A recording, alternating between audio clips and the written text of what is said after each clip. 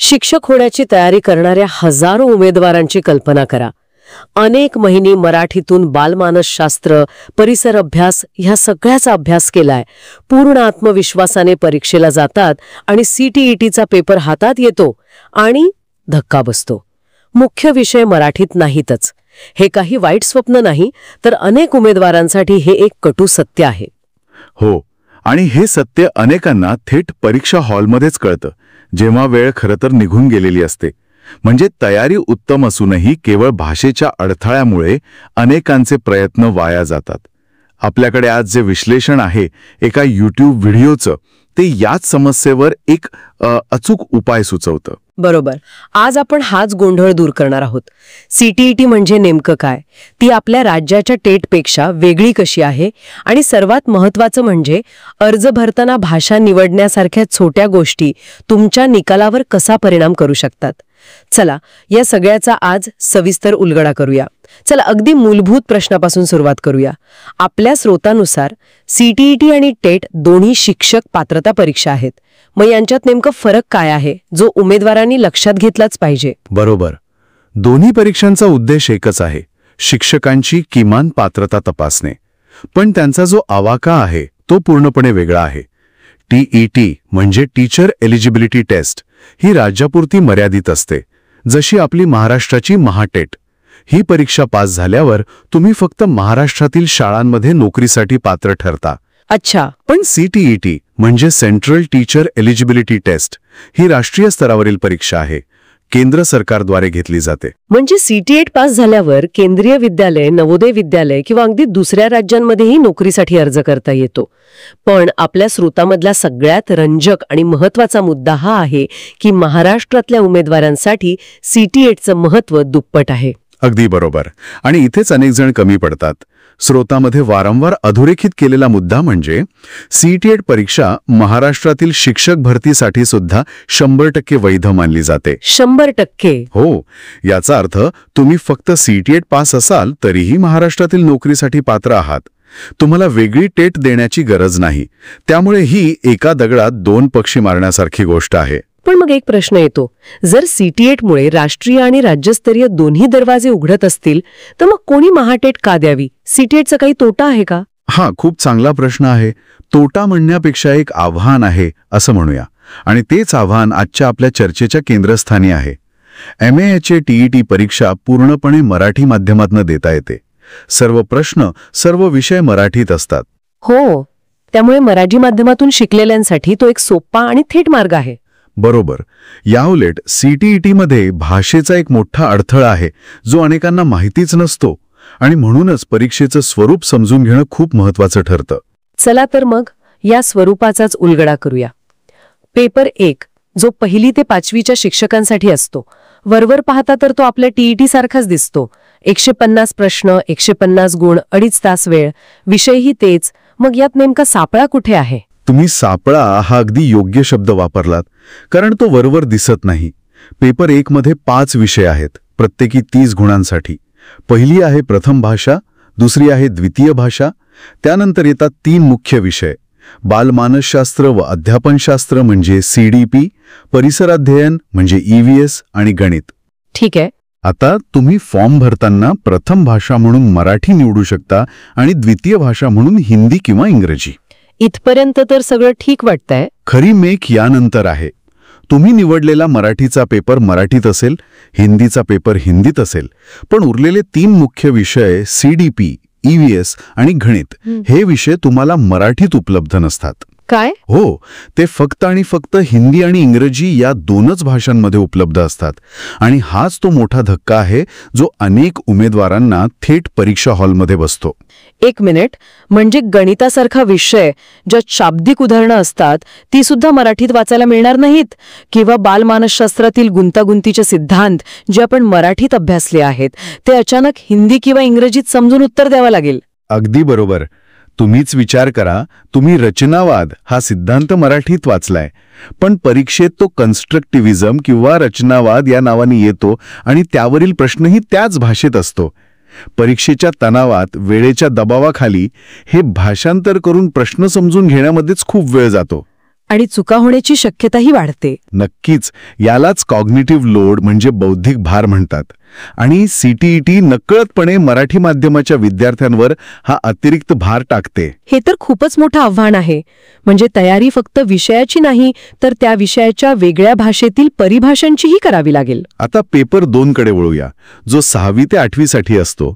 तिथेही समस्या आणखी गुंतागुंतीची होते का? हो, तिथे ती अधिक तीव्र होते. कारण विषय अधिक विशेष आणि कठीण होतात. पेपर 2 मध्ये सुद्धा पहिले 90 गुण सारखेच आहेत.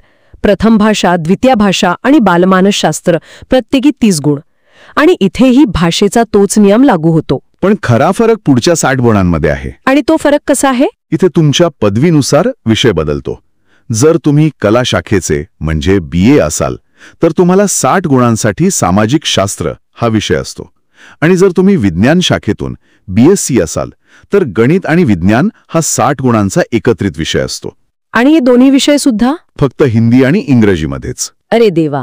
म्हणजे इतिहासातील किचकट घटना किंवा विज्ञानातील क्लिष्ट संकल्पना या सगळ्याचा सामना उमेदवाराला परक्या भाषेत करावा लागतो.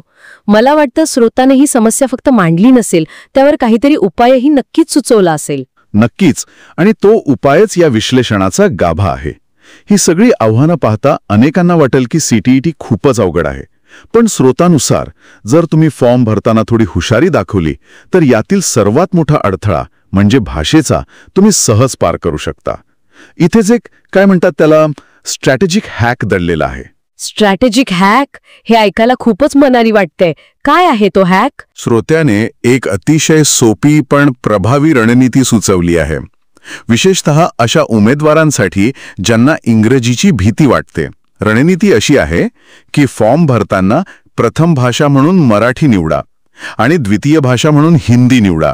अच्छा, यामुळे इंग्रजी हा विषय पूर्णपणे टाळता येतो. बरोबर. पण थांबा, यात हॅक काय आहे? प्रथम भाषा हिंदी आणि द्वितीय भाषा मराठी का नाही निवडायची?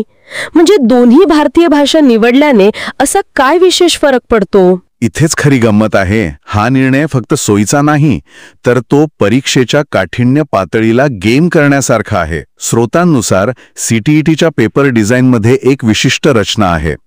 कुठल्याही भाषेचा प्रथम भाषा म्हणून जो पेपर सेट केला जातो तो द्वितीय भाषेच्या पेपरपेक्षा मुद्दाम थोडा कठीण ठेवला जातो. अच्छा, म्हणजे परीक्षक तुमची त्या भाषेवरील सखोल पकड तपासत आहेत. अगदी. प्रथम भाषेच्या पेपरमध्ये उतारे मोठे असतात, त्यात एक कविता असते आणि प्रश्नांमध्ये अधिक विश्लेषणाची गरज असते. याउलट द्वितीय भाषेचा पेपर तुलनेनं सोपा असतो. त्यात दोन्ही उतारे गद्य असतात, ते छोटे असतात आणि प्रश्न थेट माहितीवर आधारित असतात. ओके, आता कळलं. आता आपल्या रणनीतीकडे परत येऊया.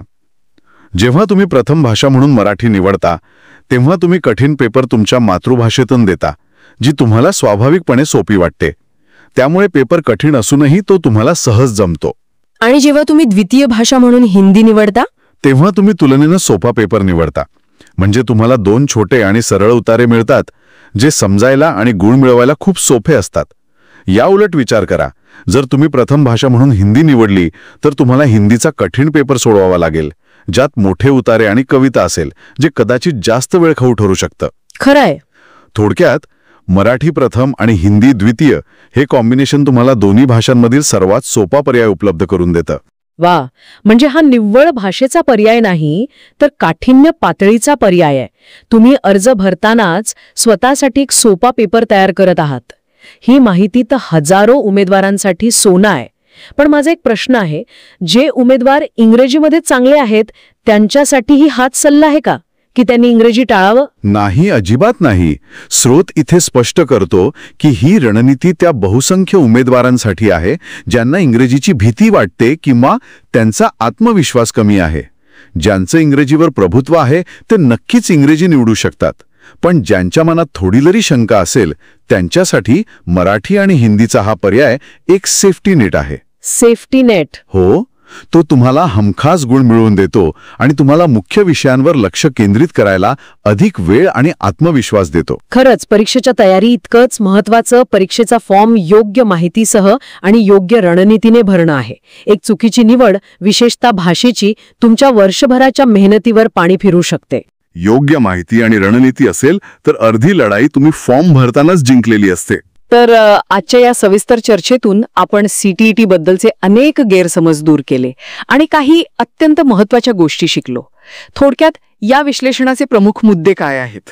पहिला आणि सर्वात महत्त्वाचा मुद्दा म्हणजे CTET ही केवळ राष्ट्रीय परीक्षा नाही, तर ती महाराष्ट्रातही पूर्णपणे वैध आहे. ती दिल्याने तुमच्यासाठी राज्याचे आणि देशाचे दोन्ही दरवाजे उघडतात. दुसरा मुद्दा जो एका धोक्याच्या सूचनेसारखा आहे तो म्हणजे CTET मधील बालमानसशास्त्र, गणित, विज्ञान यांसारखे मुख्य विषय मराठीत नसतात. ते फक्त हिंदी आणि इंग्रजीत असतात, ज्याची मानसिक आणि अभ्यासात्मक तयारी आधीच करावी लागते. आणि तिसरा जो या विश्लेषणाचा मास्टर स्ट्रोक आहे तो म्हणजे इंग्रजी अवघड वाटत असल्यास डोळे झाकून प्रथम भाषा म्हणून मराठी आणि द्वितीय भाषा म्हणून हिंदी निवडा. ही एक हुशार रणनीती आहे जी तुम्हाला परीक्षेच्या काठिण्य पातळीच्या रचनेचा फायदा घेऊ देते आणि गुण मिळवणं सोपे करते. बरोबर. या स्रोताने परीक्षा कशी पास करावी यावर खूप व्यावहारिक आणि प्रभावी उपाय सांगितले आहेत. पण या सगळ्या चर्चेतून माझ्या मनात एक मोठा प्रश्न निर्माण होत आहे. कोणता प्रश्न? बघा, या स्रोताने आपल्याला परीक्षा पास करण्याचा मार्ग दाखवला, पण यातून एक व्यापक शैक्षणिक प्रश्न उभा राहतो.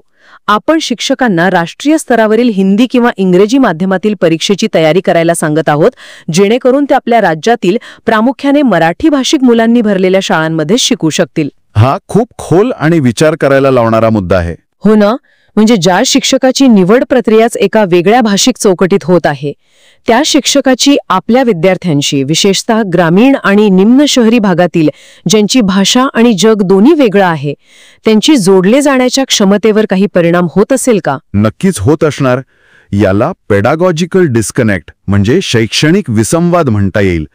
परीक्षेची भाषा आणि वर्गातील शिकवण्याची भाषा यात जेव्हा तफावत असते तेव्हा शिक्षक कदाचित संकल्पना उत्तम समजावून सांगू शकेल, पण तो विद्यार्थ्यांच्या भावविश्वाशी आणि त्यांच्या नैसर्गिक भाषिक वातावरणाशी एकरूप होऊ शकेल का, हा प्रश्न उरतोच. बरोबर.